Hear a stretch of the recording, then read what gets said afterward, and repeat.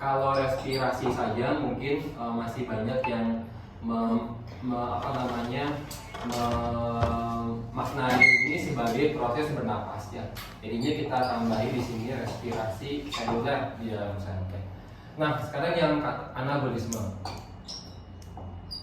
Nah, ini mungkin tidak kita bahas di pertemuan sekarang ya, anabolismenya. Intinya dia berkebalikan dengan ini ya, yaitu yang sederhananya di awal ya, yang kemudian pakai energi yang diambil dari lingkungan sekitar ya, maka di sini butuh energi ya. Nah, dengan adanya energi tadi, maka terbentuklah ikatan-ikatan kimia sehingga yang sederhana menjadi kompleks ya. Nah, sekarang kita masuk ke pembahasan respirasi seluler ya. Respirasi seluler.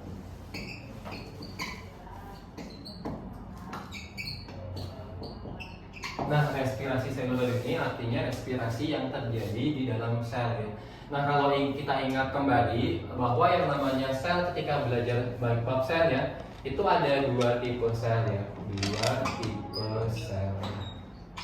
Yang A itu namanya yang prokaryotik. Nah, ini yang B itu ada yang namanya eukaryotik ya. Nah, kebutuhan kita mengingat lebih dahulu dua tipe sel ini adalah bahwa yang prokaryotik itu dia tidak punya yang namanya mitokondria ya. Nah, ini dia tanpa mitokondria.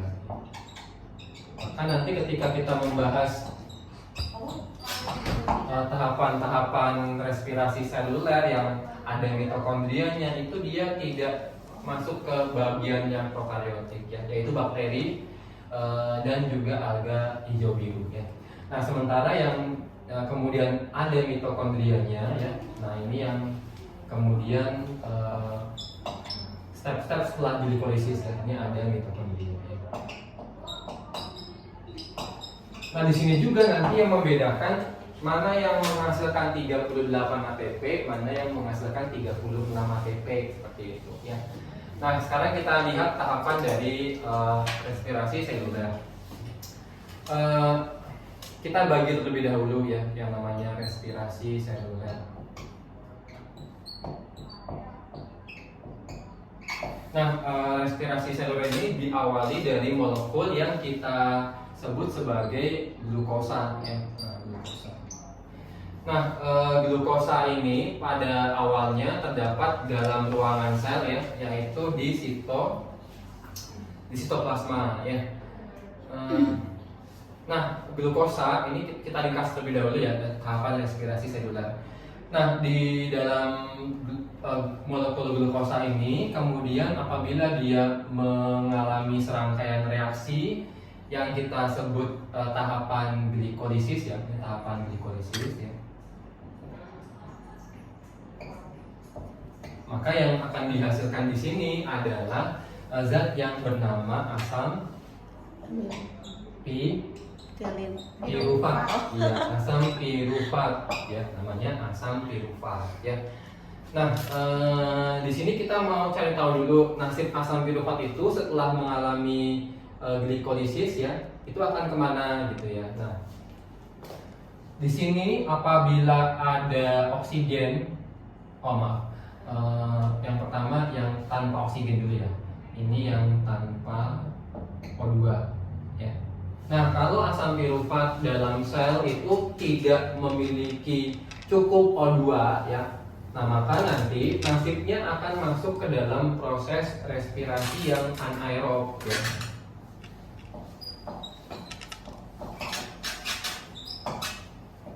Anaerob ya. Nah, anaerob itu artinya dia yang tidak butuh O2 oksigen gitu ya. Nah, ini yang kita namakan reaksinya nanti yaitu fermentasi ya, benar sekali ya, fermentasi. Ada alkohol, ada asam laktat, asam laknat, mohon maaf ya. Nah, sekarang yang kedua nih. Yang kedua itu nasibnya kalau misalkan di sini ada oksigen ya. Ada O2-nya ya. Nah, ini yang terjadi adalah respirasi aerob. Iya, respirasi aerob. Jadi diingat ya bahwa fermentasi itu maupun respirasi yang aerob itu tetap dua-duanya ada proses glikolisis, betul. Nah, di sini yang respirasi aerob ya yang butuh oksigen. Nah, ini nanti ada yang disebut ini kelas 12 kan? Biologi pembahasannya apa Kak? Glikolisis, metabolisme. Metabolisme. Nah, ini nanti ada yang namanya proses dekarboksilasi.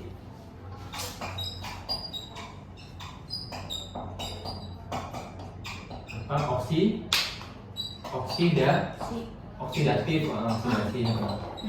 Kemudian ada juga prosesnya yang namanya apa? Siklus Krebs ya. Siklus Krebs ya, nanti kita akan lebih terangkan lebih jauh ya.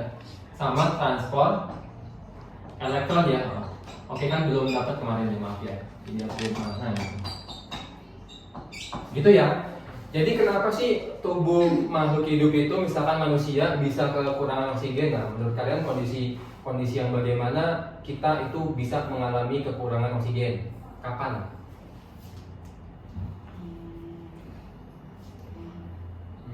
Jadi catatan sini ya. Betul sekali ya. Konsumsi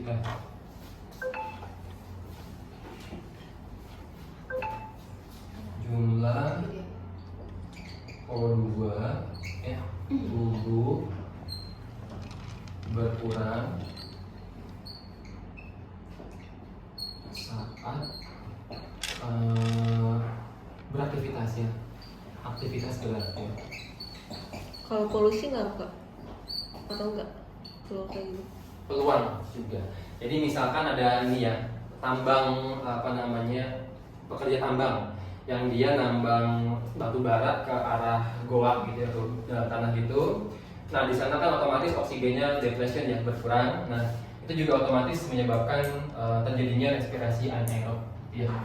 Ya, syukur kalau misalkan masih respirasi anaerob ya.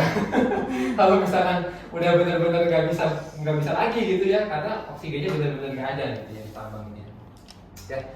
Saat aktivitas berat ya benar, atau di lingkungan sedikit oksigen ya.